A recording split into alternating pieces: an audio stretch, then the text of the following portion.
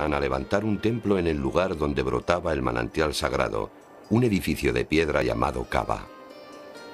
Entonces Abraham rezó para convertirlo en un lugar de peregrinaje para todos aquellos que creyeran en el único y todopoderoso Dios.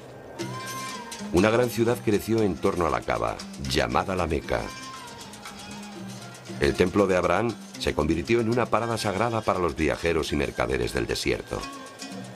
Muchas de las tribus árabes de la Meca prosperaron gracias al comercio de la ciudad. Esas tribus sentaron las bases de la sociedad arábiga. La tribu era el lugar donde un antiguo árabe se sentía como en casa.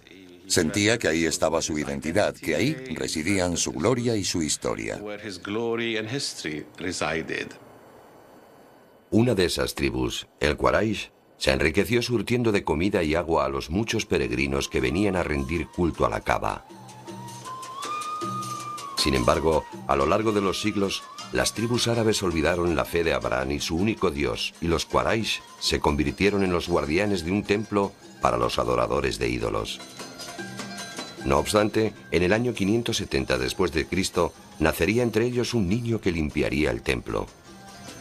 Como Jesús, y antes que él los profetas del Antiguo Testamento, acabaría con los ídolos, predicando el regreso a la fe en un único Dios.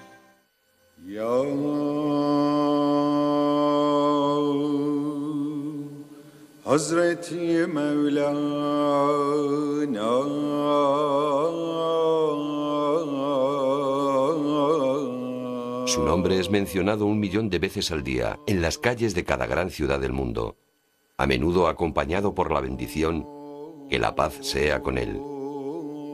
¿Quién fue este enigmático hombre al que llaman el profeta del Islam? Mahoma tan solo es un hombre, un mortal. No es de naturaleza divina. Nadie sabe qué aspecto tenía. Su representación fue prohibida por el mismo profeta, temiendo que pudiera llevar a la adoración de su imagen. Por el contrario, en el cristianismo hay muchas representaciones de Jesús, tallas, cuadros, altares. Es difícil entrar en una iglesia cristiana y no ver una imagen de Jesús. La tradición sostiene que, como Jesús, Mahoma nació bajo el signo de una brillante estrella. La leyenda cuenta que el cordón umbilical del niño fue cortado misteriosamente sin ayuda humana. No sabemos mucho sobre sus primeros años de vida, porque a medida que se desarrollaba la historia islámica, la vida de Mahoma comenzó a rodearse de leyendas. Lo que sí se sabe es que el padre de Mahoma murió antes de que él naciera, dejando al niño desvalido y vulnerable en una sociedad fuertemente patriarcal. Su madre, Amina, se lo llevó a vivir a casa de su abuelo, Abdul Muttalib, un anciano de la tribu Quraysh. De acuerdo con la costumbre de su clan, el pequeño Mahoma fue enviado de viaje con objeto de prepararlo para la dura vida.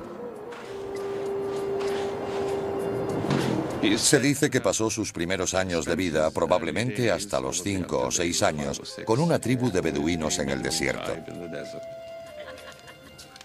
Una vez, mientras jugaba en el desierto con los niños beduinos, se dice que Mahoma tuvo una visita celestial.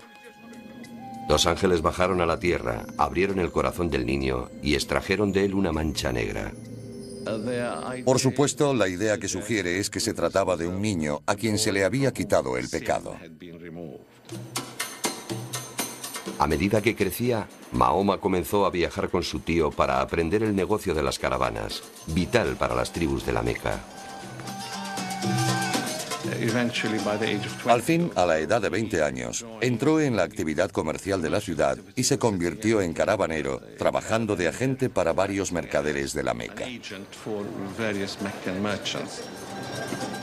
Conocido como Alamín el Fidedigno, frecuentemente se le encargaba dirigir las caravanas de otros mercaderes, incluidas las de la rica viuda Jadilla. Ella vio algo especial en Mahoma y pronto le ofreció ser su esposa. Aceptó a pesar de que ella era 15 años mayor. Era rica e independiente, una mujer de negocios. Y ejerció su autonomía en la relación al ser ella quien se lo pidió. Mahoma y Jadilla fueron bendecidos con 6 hijos, pero se cree que solo 4 niñas sobrevivieron a la niñez. En este aspecto, sus vidas no eran diferentes de las de otra familia árabe del siglo VII. A la edad de 30 años, Mahoma comenzó a buscar la soledad en las montañas que rodean la Meca. Al cumplir los 40, mientras meditaba en una cueva, tuvo varias visiones. Unas fuertes señales interiores, como la aparición de la luz al alba. Estas visiones continuaron durante 3 noches. Entonces, el ángel Gabriel se le apareció y le ordenó: recita en el nombre de tu Señor que ha creado al hombre de sangre coagulada. Recita, tu Señor es el más generoso. De ese modo comenzaron las revelaciones que consumirían a Mahoma durante 23 años. Sin embargo, al principio no sabía lo que le estaba ocurriendo. Si uno es un hombre normal que hace cosas corrientes y comienza a sucederle esto, piensa, no puede ser, no puedo creer que esto me esté pasando a mí. Tiene que haber un error. Así que el hecho es que estaba sorprendido, sobrecogido, nervioso, estaba estremecido. Algo que tiene mucho sentido. Consultó a su esposa, a quien respetaba enormemente, y a los parientes de ella. Y todo el mundo le confirmó que, de hecho, la forma de revelación era más genuina que falsa. Como Mahoma era analfabeto, se piensa que fueron otros quienes anotaron sus revelaciones. El Corán fue revelado oralmente a Mahoma por medio del arcángel Gabriel, quien le transmitía la palabra de Dios. A continuación, el profeta repetía verbalmente la revelación a sus compañeros, quienes la anotaban. Así se escribió el Corán, dictado directamente por el profeta. La revelación del Corán es el principal milagro del Islam. La propia palabra significa recitación. Está escrito para ser leído en voz alta. Como escritura sagrada, el Corán es único. No está compilado temáticamente ni tampoco su estilo es narrativo. En vez de ello, es poesía árabe de primera categoría. Historias y admoniciones, consejos y advertencias, todo combinado para reflejar y revelar la voluntad de Dios. En estas revelaciones, se le ordenó a Mahoma revivir, incluso reinventar la religión monoteísta de Abraham, estableciendo los principios del Islam. Creer en un solo Dios, la oración, la caridad, el ayuno y la peregrinación. Estos se convirtieron en lo que hoy se conoce como los 5 pilares del Islam. El primer pilar es la simple confesión de fe, conocida como Shahada. No existe más Dios que Alá, y Mahoma es el mensajero de Alá.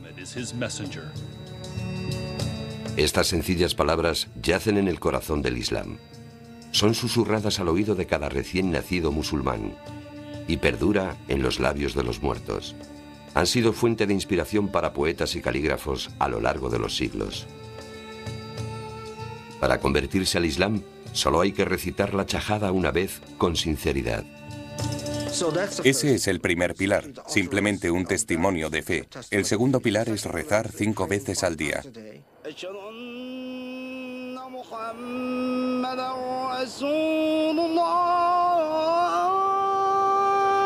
Llamadas Salah, estas oraciones rituales se recitan poniéndose de cara a la Meca.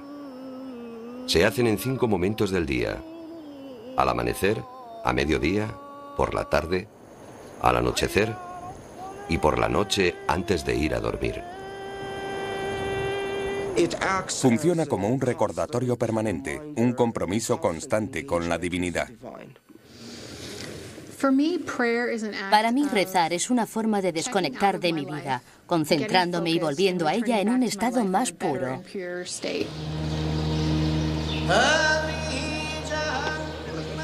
Es necesario purificarse de forma simbólica o con un completo baño ritual para entrar en contacto con Dios.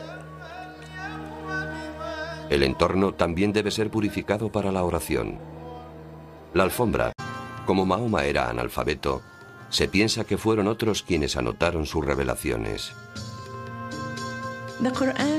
El Corán fue revelado oralmente a Mahoma por medio del arcángel Gabriel, quien le transmitía la palabra de Dios.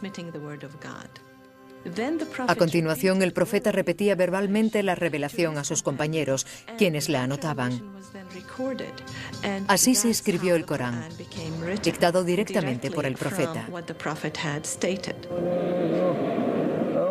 La revelación del Corán es el principal milagro del Islam. La propia palabra significa recitación. Está escrito para ser leído en voz alta. Como escritura sagrada, el Corán es único. No está compilado temáticamente ni tampoco su estilo es narrativo. En vez de ello, es poesía árabe de primera categoría. Historias y admoniciones, consejos y advertencias, todo combinado para reflejar y revelar la voluntad de Dios. En estas revelaciones, se le ordenó a Mahoma revivir, incluso reinventar la religión monoteísta de Abraham, estableciendo los principios del Islam. Creer en un solo Dios, la oración, la caridad, el ayuno y la peregrinación. Estos se convirtieron en lo que hoy se conoce como los 5 pilares del Islam. El primer pilar es la simple confesión de fe, conocida como Shahada. No existe más Dios que Alá, y Mahoma es el mensajero de Alá. A la niñez. En este aspecto, sus vidas no eran diferentes de las de otra familia árabe del siglo VII.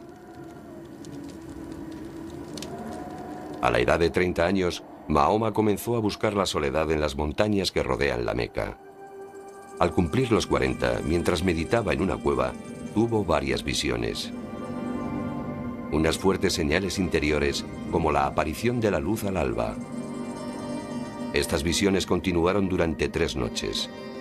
Entonces, el ángel Gabriel se le apareció y le ordenó: recita en el nombre de tu Señor que ha creado al hombre de sangre coagulada. Recita, tu Señor es el más generoso. De ese modo comenzaron las revelaciones que consumirían a Mahoma durante 23 años. Sin embargo, al principio no sabía lo que le estaba ocurriendo. Si uno es un hombre normal que hace cosas corrientes y comienza a sucederle esto, piensa, no puede ser, no puedo creer que esto me esté pasando a mí. Tiene que haber un error. Así que el hecho es que estaba sorprendido, sobrecogido, nervioso, estaba estremecido. Algo que tiene mucho sentido. Consultó a su esposa, a quien respetaba enormemente, y a los parientes de ella. Y todo el mundo le confirmó que, de hecho, la forma de revelación era más genuina que falsa. A levantar un templo en el lugar donde brotaba el manantial sagrado, un edificio de piedra llamado Kaaba. Entonces Abraham rezó para convertirlo en un lugar de peregrinaje para todos aquellos que creyeran en el único y todopoderoso Dios. Una gran ciudad creció en torno a la Kaaba, llamada la Meca. El templo de Abraham se convirtió en una parada sagrada para los viajeros y mercaderes del desierto. Muchas de las tribus árabes de la Meca prosperaron gracias al comercio de la ciudad. Esas tribus sentaron las bases de la sociedad arábiga. La tribu era el lugar donde un antiguo árabe se sentía como en casa. Sentía que ahí estaba su identidad, que ahí residían su gloria y su historia.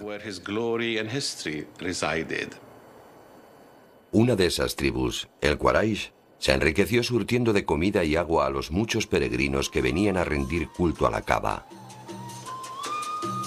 Sin embargo, a lo largo de los siglos, las tribus árabes olvidaron la fe de Abraham y su único Dios, y los Quraysh se convirtieron en los guardianes de un templo para los adoradores de ídolos. No obstante, en el año 570 después de Cristo, nacería entre ellos un niño que limpiaría el templo. Como Jesús, y antes que los profetas del Antiguo Testamento, acabaría con los ídolos, predicando el regreso a la fe en un único Dios.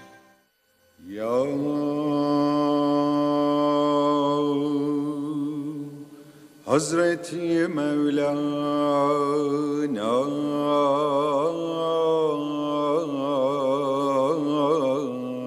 nombre es mencionado 1 millón de veces al día en las calles de cada gran ciudad del mundo, a menudo acompañado por la bendición, que la paz sea con él.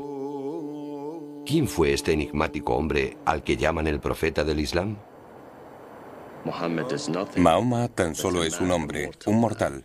No es de naturaleza divina. Nadie sabe qué aspecto tenía. Su representación fue prohibida por el mismo profeta, temiendo que pudiera llevar a la adoración de su imagen. Por el contrario, en el cristianismo hay muchas representaciones de Jesús, tallas, cuadros, altares. Es difícil entrar en una iglesia cristiana y no ver una imagen de Jesús. La tradición sostiene que, como Jesús, Mahoma nació bajo el signo de una brillante estrella. La leyenda cuenta que el cordón umbilical del niño fue cortado misteriosamente sin ayuda humana. No sabemos mucho sobre sus primeros años de vida, porque a medida que se desarrollaba la historia islámica, la vida de Mahoma comenzó a rodearse de leyendas. Lo que sí se sabe es que el padre de Mahoma murió antes de que él naciera, dejando al niño desvalido y vulnerable en una sociedad fuertemente patriarcal. Su madre, Amina, se lo llevó a vivir a casa de su abuelo, Abdul Muttalib, un anciano de la tribu Quraysh. De acuerdo con la costumbre de su clan, el pequeño Mahoma fue enviado de viaje con objeto de prepararlo para la dura vida.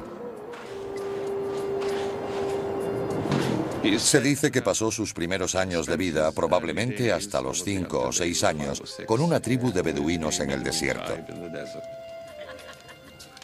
Una vez, mientras jugaba en el desierto con los niños beduinos, se dice que Mahoma tuvo una visita celestial. 2 ángeles bajaron a la tierra, abrieron el corazón del niño y extrajeron de él una mancha negra. Por supuesto, la idea que sugiere es que se trataba de un niño a quien se le había quitado el pecado. A medida que crecía, Mahoma comenzó a viajar con su tío para aprender el negocio de las caravanas, vital para las tribus de la Meca. Al fin, a la edad de 20 años, entró en la actividad comercial de la ciudad y se convirtió en caravanero, trabajando de agente para varios mercaderes de la Meca. Conocido como Alamín el Fidedigno, frecuentemente se le encargaba dirigir las caravanas de otros mercaderes, incluidas las de la rica viuda Jadilla. Ella vio algo especial en Mahoma y pronto le ofreció ser su esposa. Aceptó a pesar de que ella era 15 años mayor. Era rica e independiente, una mujer de negocios. Y ejerció su autonomía en la relación, al ser ella quien se lo pidió. Mahoma y Jadilla fueron bendecidos con 6 hijos, pero se cree que solo 4 niñas sobrevivieron